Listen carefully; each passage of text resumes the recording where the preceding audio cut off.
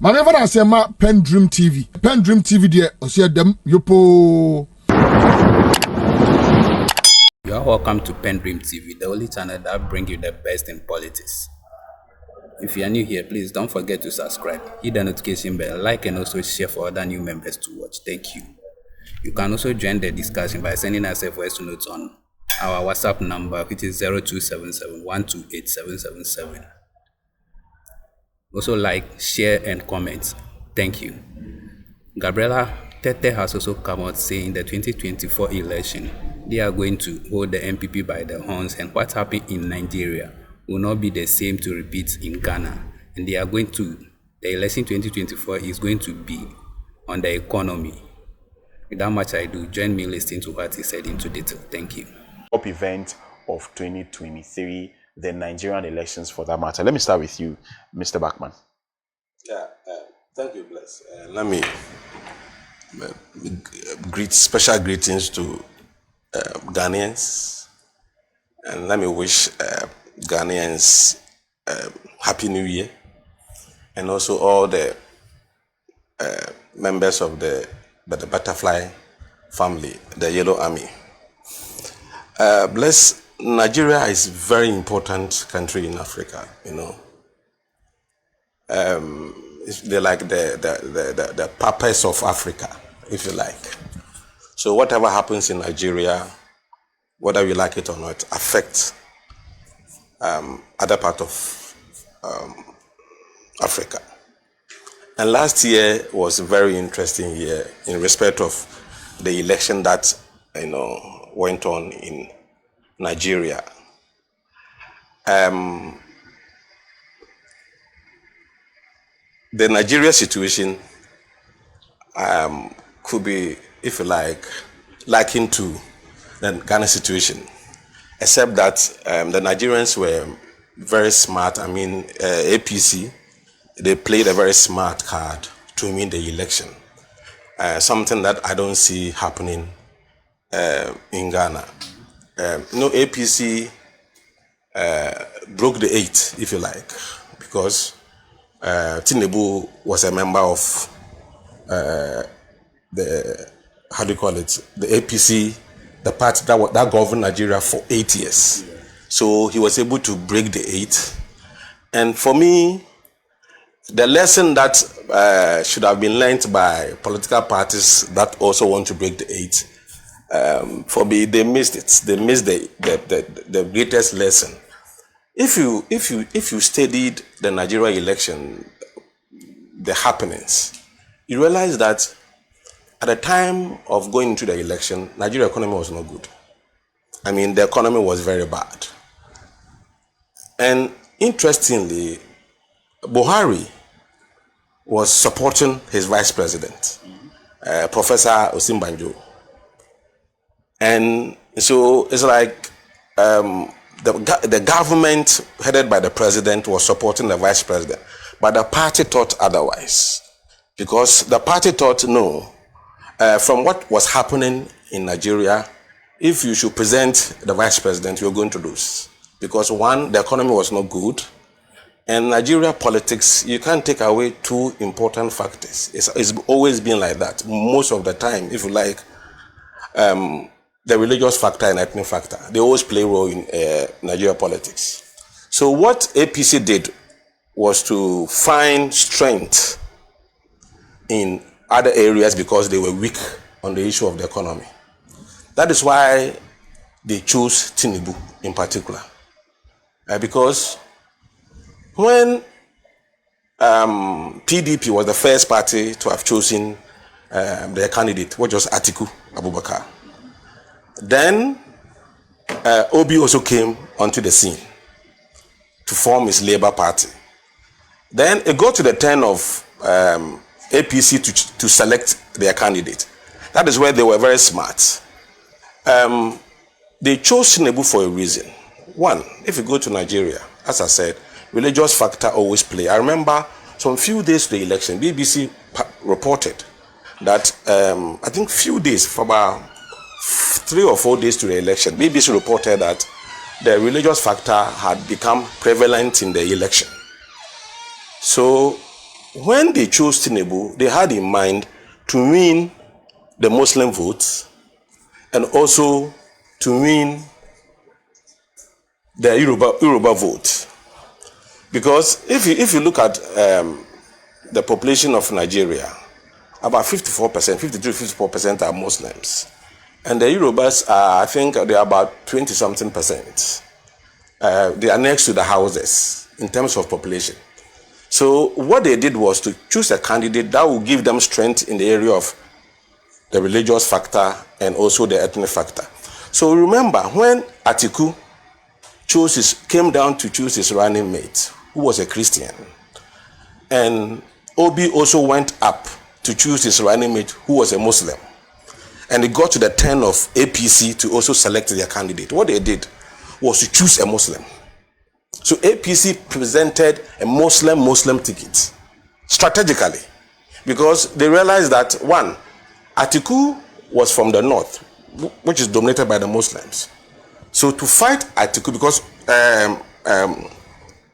Tinubu is from, we know he's a Muslim, he's from the south.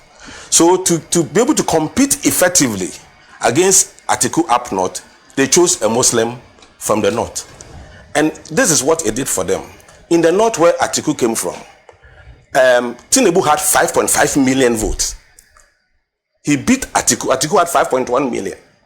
So strategically, making the ticket, a Muslim ticket, worked for them to get the Muslim votes, primarily. Then, if you check the results too, Tinubu won in all the Yoruba states except Lagos. He was Yoruba man. He was presented as Yoruba man. And he won in all the Yoruba states except Lagos. And why do you think he lost Lagos? He lost Lagos because of a religious factor. Because Lagos is predominantly the Christian, if you like, states. So, Obi won in Lagos.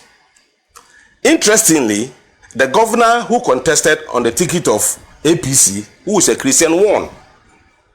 So you see the dynamics there. And I'm saying that they won the election strategically. Apart from the fact that we hear, if you like, issues of rigging here and there, as a political analyst, from where I sit, I see the APC people being more strategic in terms of positioning the party to get, because it's a game of numbers, to get the Muslim vote. They got it. Because for the first time, they presented, hitherto it was a Muslim Christian ticket, if you remember. But this time round, no, they said, for the sake of winning the election, let's set aside the Muslim Christian ticket and make it Muslim ticket. And it worked for them.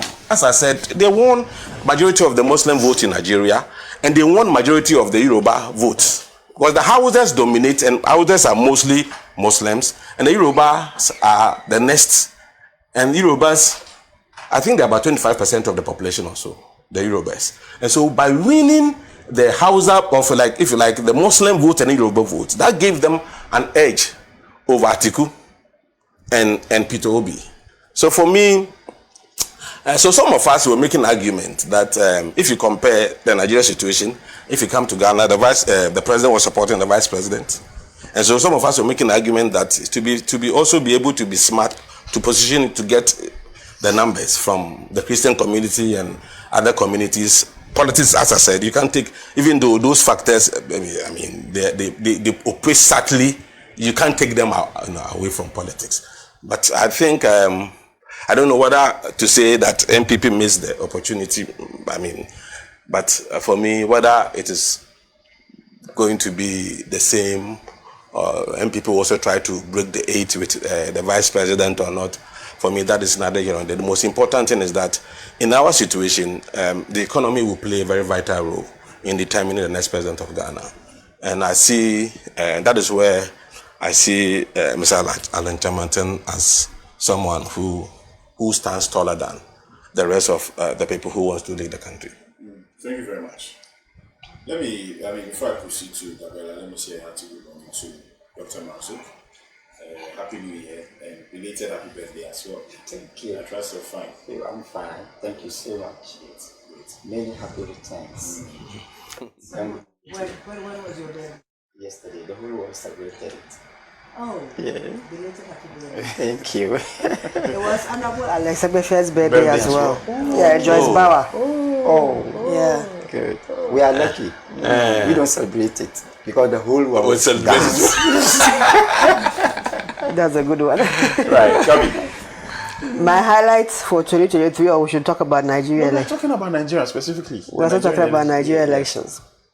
Well, for me, I think as everybody, a majority of people also may share, I think that the big reveal in the Nigeria election was the fight Peter Obi brought to the major political parties and how he was able to galvanize the youth to volunteer and to push for the Labour Party, because when you and also how they utilize new media to facilitate their campaign. Yeah. I mean, when you watch social media, you think that Peter Obi was the next president of Nigeria.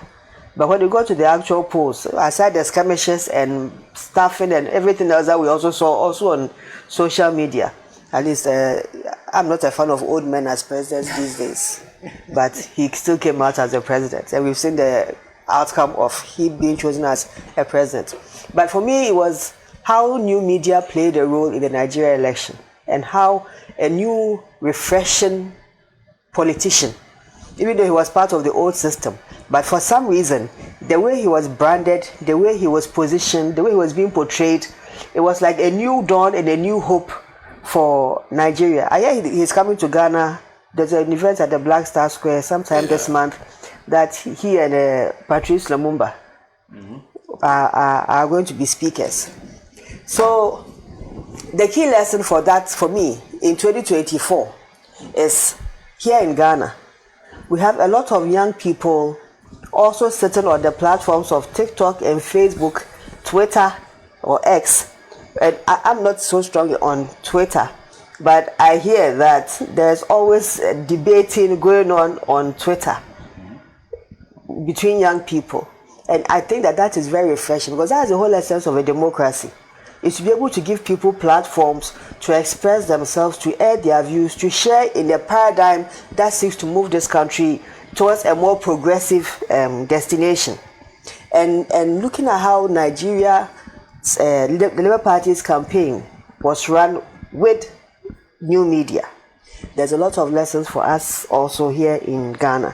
Global Info Analytics did a poll recently to look at what are the population stratas that are operating within these media spaces.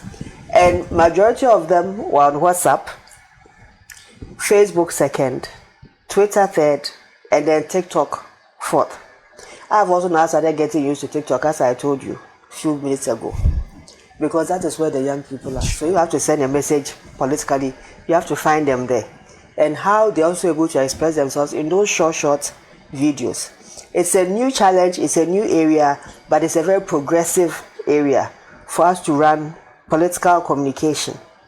The election 2024, yes, it is going to be about the economy largely. It's also going to be about jobs. It's going to be about key developmental paradigms that will propel change, economic transformation in this country. People are disgruntled. People have this sense of, there's this whole sense of hopelessness. People don't really know where exactly it is we are going as a country from where we are. And it's important that political parties that are heading into the 2024 elections project a new vision for this country that reinstills hope, especially into our young people. Last Saturday, I had the opportunity to go and support my older sister at a program in Auto Senya West constituency. While I was waiting for her, I was waiting in one of the hotels here in Accra, because we live in different places, so I had to wait for her to come. And I was having a chat with the waiters. It's a place I frequent a lot, so they know me. And I was just listening to them talk about the cost of transportation, how difficult life is now, how rising cost of living, and all these challenges are proving difficult, are making life difficult for some of them. And these are very young people who, like you, are also thinking about, I have to find some money saved in the bank. I have to think of a more comfortable place to move to. I have to think about a car. Then I can find a wife to marry. And the woman I'm going to marry, the old men, they said that these days the minimum they pay is 10,000. So now the girls don't even pay attention to the small boys anymore. so they also have all these aspirations. And looking at where the situation is currently, and if it's possible for them to even actualize those aspirations, it's difficult for them. And so it is important that you get a leader who has vision, who has clarity of thought, who knows exactly where it is that he wants this country to head, and is able to inspire our young people to put their energies together and move this nation forward. I think that leader is His Excellency John Dramani Mahama. And our 24-hour policy, which is a game changer. We've spoken a lot about it the whole of last year. It is why laughing. It is a policy. It is a policy that is going to drive change in our country. But aside the 24-hour economic policy, you see that there are a lot of why are you so laughing? Why are they laughing? I'm enjoying the presentation. Please, I think it's the beginning of a new year. I'm ready to sound like political party. Bless, don't mind them. Listen to me. Aside that, we have programs to improve agriculture, to improve supply chains. Again, when we went on this tour in the central region, there's the road, the famous road. Akufo-Addo went and told everybody that it was Kofi Eugene who lobbied for the road to be constructed. When his former parliamentary MP, Anda, was standing there, the Anda did nothing to make the Agona East and Sawam road come to fruition. Everything was done by Eugene. Today, that road already has potholes. Less than 2 years that the road was commissioned. So there are so many challenges that have to be addressed in this country, and we need a more pragmatic, visionary leader. And that leadership is in His Excellency John Dramani Mahama and the NDC.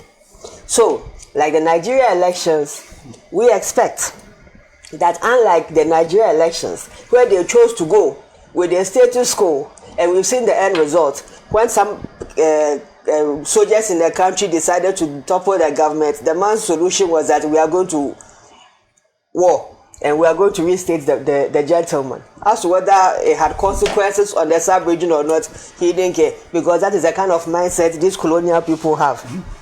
You see, they can't really think outside the box. But however, in Ghana, that model is not coming to work here, because we know and we have accepted that every government serves an 8-year term. You are judged by whether you disappoint or you perform. And it's obvious that the NPP has disappointed everybody. Like the way NDC also disappointed. So the two must go. The NPP launched a terrible PR campaign against the NDC that dazed the NDC in 2016. So the NDC did not know how to fight back. However, the NDC learned the lessons from 2016 and now realizing that bamboozling is not going to work again on NDC. This time round, we are holding the NPP by the balls. Forgive my Latin this morning, since you are all men. We are holding them by the horns. That is more appropriate. We are holding the NPP by the horns. And to make sure that what happened in Nigeria, that rigging and all those election malpractices that made sure that Tinubu became president, will not happen in this country election 2024. By whatever means, we are going to get our people to come out and vote. We are going to convince Ghanaians with our messaging and our superior policies compared to what the NPP has presented. We are going to present the people of Ghana with the records and achievements of the NDC administration from all the records of our predecessors, His Excellency President Rawlings, President Atamils, President John Mahama, and what the NDC has been able to do for this country. We have 16 regions currently. Name me, do we have 16 regional hospitals? No. At the time when the NDC, when we had the 10 regions in this country, the NDC made sure that every single region had a regional hospital. Today, Akufo-Addo decided that the 10 regions is not enough for us. A small country like Ghana with 30 million people needs more region. So you have a whole region that is sitting there with only 6 constituencies, 2 of them. And you wonder, why did they even have to split this and just take, if it's about managing 6 constituencies, you could have still added them to the old regions and they would have been administered. It's only 6 constituencies. But Akufo-Addo in his wisdom says that, let's have 16. What has he been able to do for the remaining 6 that he added? Nothing. They came and they promised us every constituency should get $1 million per year. If they had been able to do that, bless. Today, the people of Autu Senya West will not be complaining about how terrible our roads are. Because even if we had gone with the old exchange rate at 4.9, that would have been 4.9 million Ghana cedis every year. How much do they pay into the district assembly's common fund? But Gabi, are we still talking about the Nigeria issue? We've moved from Nigeria, I'm not talking about that. Nigeria is not going to win the election. Please, you said we're talking about year review and the person of 2024. I can't decide my party. We'll get to that actually. I can't decide my party. I really can't talk about Nigeria. No, we'll get to that. Go to a constituency like KE. You are no longer NPP, so stop. Go to a constituency like KE. A whole per year, the district assembly common fund doesn't even get anything more than 800,000 Ghana cedis. What are they going to do with 800,000 Ghana cedis?